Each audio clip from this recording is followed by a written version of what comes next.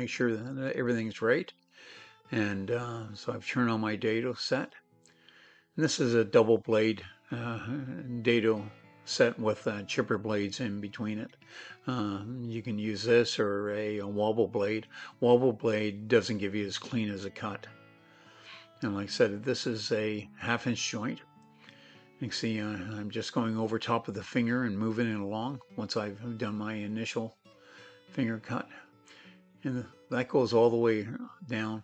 What you want to do too is make sure that your table is really clean. If you have glue on it or anything or a bit of rust, take the time to clean it up. If you notice, my table saws are nice and clean and everything glides really well. And the same with your T-channel. You want to make sure that glides. Put some wax in it. And if it's a little loose, you can put a little bit of tape on your channel to tighten it up, because you don't want any wobble on this. So I just flip this over, and what you want to do is you want to flip it end for end. You don't want to flip it sideways or turn it around. You want to take the bottom or bring it to the top so that the finger joints are the same on both ends. And I'll just let you follow along, and you can see that I'm cutting it. And there's not a lot of chips being thrown away. So this is my test board, so I didn't bother squaring it up.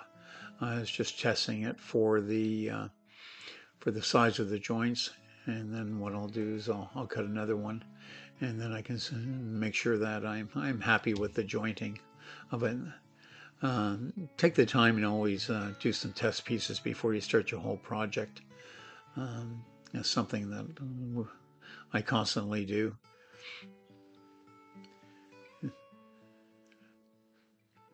Now that we're happy with the test piece, you can see it off to the side there. And what I'm looking at, which way I want this will end up being a box, a little storage box, and I'm looking at the grain to decide where I want it. And then I put a T on the top of all the boards, and that will tell me I'll want that to the left-hand side. If you notice, there's T's on them all, so when I'm lining up my boards, I'll know which way I want the bottom finger joint to start at. And you can see the cuts there in the finger and the board, so I'm just getting ready to run those.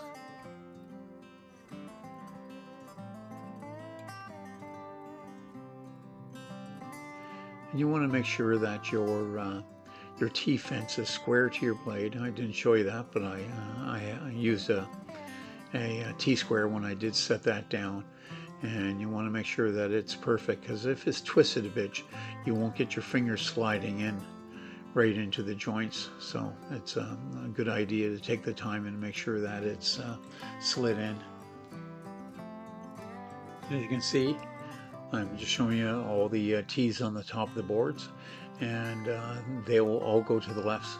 So I always do the end boards first, and the end ones will be starting with a 1/2 inch finger on the bottom. So I slide all the way over to the finger, and when I make this cut, that will leave me a 1/2 inch finger joint at the bottom, and then I'll just follow all the way through.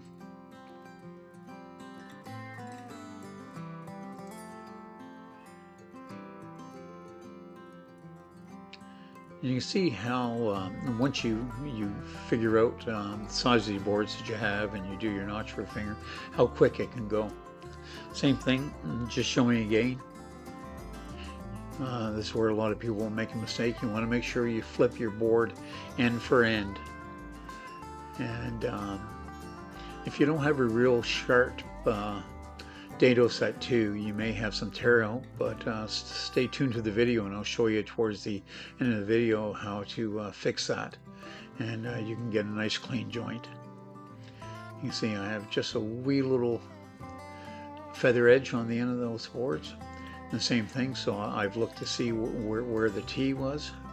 See it there, and I'll be putting it on that side, and I'll follow suit with all the other boards. So these are my end pieces, and you always, when you're building a box, you want to do front and back, or end for end, and then do the sides. and then it's easy to follow suit all the way around. And there it is. I'm just flipping it over again.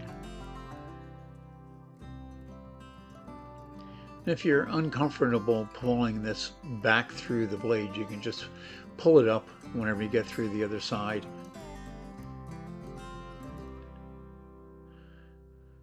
But it's good to have that the finger that you're dropping these board in has got to be glued well.